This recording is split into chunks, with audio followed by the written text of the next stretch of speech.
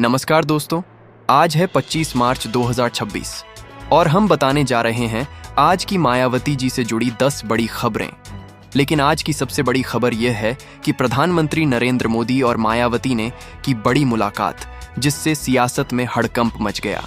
अब इसकी पूरी जानकारी क्या है, आपको वीडियो के अंत में पता चलेगी, तो इसलिए वीडियो को पूरा देखें। और अगर आप चैनल पर नए हैं और हर रोज मायावती जी से जुड़ी खबरें सुनना चाहते हैं तो अभी चैनल को सब्सक्राइब कर लीजिए।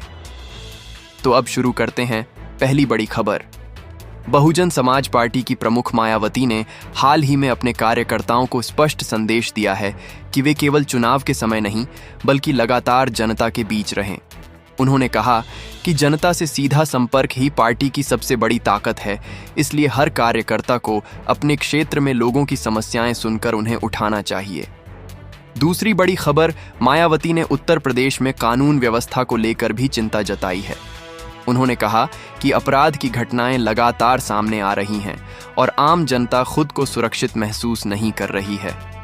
उन्होंने राज्य की गवर्नमेंट ऑफ उत्तर प्रदेश से मांग की है कि अपराध पर सख्ती से नियंत्रण किया जाए और पीड़ितों को जल्द न्याय मिले। तीसरी बड़ी खबर, मायावती ने आरक्षण के मुद्दे पर भी अपनी बात रखी है। उन्होंने कहा कि दलितों और पिछड़े वर्गों के लिए आरक्षण केवल कागजों तक सीमित नहीं रहना चाहिए, बल्कि उसका पूरा लाभ जमीन पर मिलना चाहिए। उन्होंने आरोप लगाया कि कई स्थानों पर आरक्षण के नियमों का सही तरीके से पालन नहीं हो रहा है। चौथी बड़ी खबर, पार्टी के भीतर यह चर्चा तेज हो गई है कि आने वाले समय में बहुजन समाज पार्टी सामाजिक समीकरण को ध्यान में रखते हुए नई रणनीति बना सकती है। मायावती अलग अलग वर्गों को साथ जोड़कर एक मजबूत आधार तैयार करने पर जोर दे रही हैं, ताकि चुनाव में व्यापक समर्थन मिल सके। पांचवीं बड़ी खबर, मायावती ने यह भी संकेत दिए हैं कि वे अपने राजनीतिक अनुभव का पूरा उपयोग करते हुए आने वाले चुनावों में मजबूत वापसी की कोशिश करेंगी। उन्होंने अपने समर्थकों से अपील की है कि वे एकजुट रहें और पार्टी की नीतियों को जन जन तक पहुंचाए, ताकि बहुजन समाज पार्टी फिर से सत्ता में आ सके। छठी बड़ी खबर, बहुजन समाज पार्टी की प्रमुख मायावती ने हाल ही में अपने कार्यकर्ताओं को स्पष्ट संदेश दिया है कि वे केवल चुनाव के समय नहीं बल्कि लगातार जनता के बीच रहें।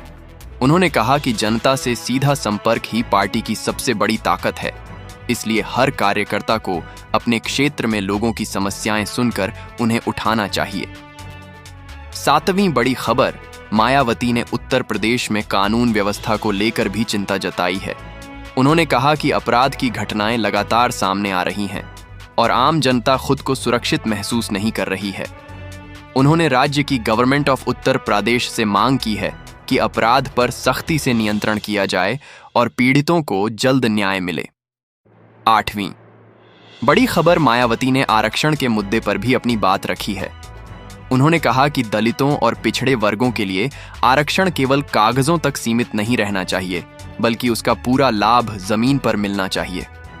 उन्होंने आरोप लगाया कि कई स्थानों पर आरक्षण के नियमों का सही तरीके से पालन नहीं हो रहा है। नौवीं बड़ी खबर, पार्टी के भीतर यह चर्चा तेज हो गई है कि आने वाले समय में बहुजन समाज पार्टी सामाजिक समीकरण को ध्यान में रखते हुए नई रणनीति बना सकती है। मायावती अलग अलग वर्गों को साथ जोड़कर एक मजबूत आधार तैयार करने पर जोर दे रही हैं, ताकि चुनाव में व्यापक समर्थन मिल सके। 10वीं बड़ी खबर, संसद का वो दिन कुछ अलग ही था। माहौल सामान्य था, लेकिन अचानक जो हुआ उसने पूरे देश की राजनीति में हलचल मचा दी। देश के प्रधानमंत्री नरेंद्र मोदी और बहुजन समाज पार्टी की मुखिया मायावती के बीच एक ऐसी मुलाकात हुई जिसकी चर्चा हर गली, हर चौराहे और हर राजनीतिक गलियारे में होने लगी। लोगों को पहले यकीन ही नहीं हुआ, क्योंकि ये वही दो चेहरे थे जिनकी राजनीति हमेशा अलग राह पर चलती रही। लेकिन जब खबर आई कि दोनों नेताओं के बीच लंबी बातचीत हुई है, तो सबकी निगाहें इस मुलाकात के मायने समझने में लग गईं। बताया जाता है कि यह मुलाकात अचानक नहीं थी। इसके पीछे लंबे समय से चल रही राजनीतिक हलचल छुपी हुई थी। देश में बदलते समीकरण, आने वाले चुनाव और जनता के बदलते रुझान ने नेताओं को नए फैसले लेने के लिए मजबूर कर दिया था। मुलाकात की शुरुआत औपचारिक थी, लेकिन धीरे धीरे बातचीत गहरी होती चली गई। देश की राजनीति, सामाजिक संतुलन, दलित वर्ग की स्थिति और भविष्य की रणनीति जैसे मुद्दों पर खुलकर चर्चा हुई। सूत्रों के अनुसार दोनों नेताओं के बीच कई ऐसे मुद्दों पर सहमति बनी जो पहले कभी संभव नहीं लगते थे। इस मुलाकात के बाद सबसे बड़ा सवाल उठने लगा, क्या देश की राजनीति में कोई बड़ा बदलाव आने वाला है? क्या ये सिर्फ एक सामान्य बैठक थी या इसके पीछे कोई बड़ा संकेत छुपा है? राजनीतिक विश्लेषकों ने इस मुलाकात को बहुत गंभीरता से लिया। उनका मानना है कि जब दो बड़े नेता जिनकी विचारधाराएं अलग रही हैं अचानक साथ बैठते हैं तो इसका मतलब है कि राजनीति में कोई बड़ा मोड़ आने वाला है। धीरे धीरे खबरें और तेज होने लगीं। कहा जाने लगा कि देश में एक नया समीकरण बन सकता है और इस समीकरण में सबसे बड़ा नाम सामने आया, मायावती। लोगों के बीच चर्चा शुरू हो गई कि क्या मायावती देश की अगली प्रधानमंत्री बन सकती हैं? क्या यह मुलाकात उसी दिशा में एक कदम है? अब यह सवाल यूं ही नहीं उठ रहा था। इसके पीछे कई कारण थे। मायावती का एक मजबूत जनाधार है, खासकर दलित और पिछड़े वर्गों में उनकी पकड़ आज भी मजबूत मानी जाती है और यही वो वर्ग है जो किसी भी चुनाव का रुख बदल सकता है। दूसरी तरफ प्रधानमंत्री नरेंद्र मोदी एक अनुभवी नेता हैं। उन्हें राजनीति की गहरी समझ है। अगर उन्होंने मायावती से मुलाकात की तो इसके पीछे जरूर कोई सोच होगी। कहा जा रहा है कि इस मुलाकात में देश के सामाजिक संतुलन को लेकर भी चर्चा हुई। कैसे हर वर्ग को साथ लेकर चला जाए, कैसे समाज में बराबरी और न्याय को मजबूत किया जाए, इन सभी मुद्दों पर गंभीर बातचीत हुई। अब धीरे धीरे ये खबर भी सामने आने लगी कि आने वाले समय में देश में एक नया राजनीतिक समीकरण देखने को मिल सकता है, जिसमें पुराने मतभेदों को भुलाकर नए रिश्ते बनाए जा सकते हैं। लोगों को सबसे ज्यादा हैरानी इस बात पर हो रही थी कि क्या सच में ऐसा संभव है? क्या राजनीति में इतने बड़े बदलाव आ सकते हैं?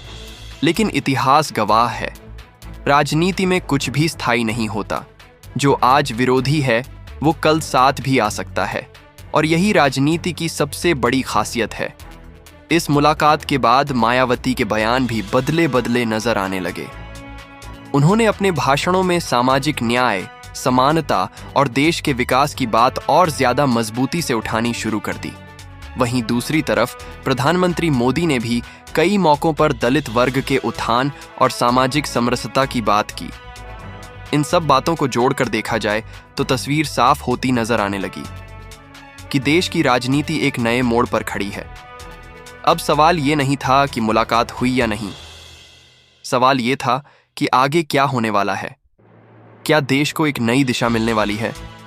क्या एक नया नेतृत्व उभरने वाला है? धीरे धीरे ये चर्चा और तेज हो गई कि अगर ये समीकरण बनता है तो मायावती एक बड़े पद पर आ सकती हैं और वही पद है देश का प्रधानमंत्री। हालांकि ये सब अभी संभावनाओं के दायरे में है, लेकिन राजनीति में संभावनाएं ही आगे चलकर हकीकत बनती हैं। जनता के बीच भी इसको लेकर अलग अलग राय सामने आ रही है। कुछ लोग इसे देश के लिए अच्छा मान रहे हैं तो कुछ लोग इसे राजनीति का नया खेल बता रहे हैं। लेकिन एक बात तो तय है, इस मुलाकात ने पूरे देश का ध्यान अपनी ओर खींच लिया है। अब हर कोई इंतजार कर रहा है अगले कदम का, अगले फैसले का।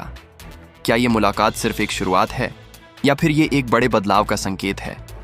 क्या सच में मायावती देश की प्रधानमंत्री बन सकती हैं? इन सवालों के जवाब आने वाला समय ही देगा। लेकिन इतना जरूर है कि राजनीति का ये खेल अब और दिलचस्प हो चुका है और जैसे ही ये खबर पूरे देश में फैलने लगी, माहौल और भी ज्यादा गर्म हो गया। हर तरफ बस एक ही चर्चा, क्या सच में कोई बड़ा राजनीतिक बदलाव होने जा रहा है? क्या यह सिर्फ एक मुलाकात थी या इसके पीछे कोई गहरी रणनीति छुपी हुई है? राजनीतिक गलियारों में हलचल तेज हो गई। बड़े बड़े नेता अब खुलकर भले कुछ न बोल रहे हों, लेकिन अंदर ही अंदर बैठकों का दौर शुरू हो चुका था। हर कोई इस बात को समझने की कोशिश कर रहा था कि अगर नरेंद्र मोदी और मायावती के बीच कोई नया समीकरण बनता है तो इसका असर पूरे देश की राजनीति पर क्या पड़ेगा। सूत्रों की माने तो इस मुलाकात के बाद कुछ और अहम संपर्क भी हुए। कुछ ऐसे नेता जो अब तक अलग अलग धड़ों में बंटे हुए थे, वो भी इस संभावित बदलाव को लेकर सतर्क हो गए, क्योंकि अगर एक नया गठजोड़ बनता है तो कई पुराने समीकरण टूट सकते हैं।